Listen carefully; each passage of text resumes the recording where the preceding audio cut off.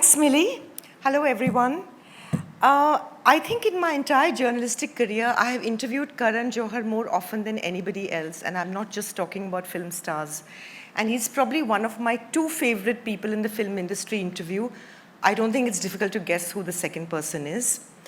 When the opportunity to do this book came up, I was absolutely delighted.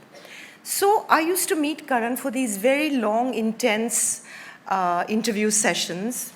And, they were, I think, quite emotionally draining for him. They were exhausting. But he never flinched. And I was so terrified of losing my recordings because Karan was so busy and getting time from him was not easy.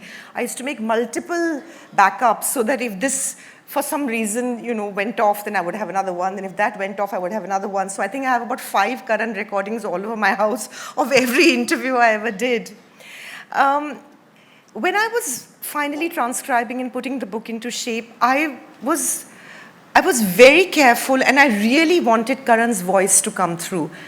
His voice, which is a very warm, conversational, inviting, sensitive, very beautiful voice. And I did not want it to be, because he's not like that, like some big celebrity on a high perch, telling everybody about his glorious life. It was not like that. It was almost like he was confiding in his readers. And it's not easy, to do that, to bare your heart and soul. But I think Karan did it so beautifully that when you read the book, you'll know what I mean. Also, I want to say that I think Karan is probably the first director at the peak of his career to have written his memoir. And that calls for a certain amount of fearlessness, which Karan is, if anything, he is fearless. And he's a trendsetter.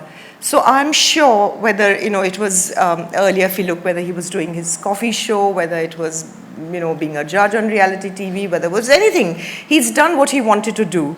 And he's done this book, and I am quite sure we're going to see more books coming out, because Karan is always the first to set the trend. It has been an absolute privilege being part of his journey with him while writing the book. And all I want to say is, when you read the book, you'll know kuch kuch hoga, zarur hoga.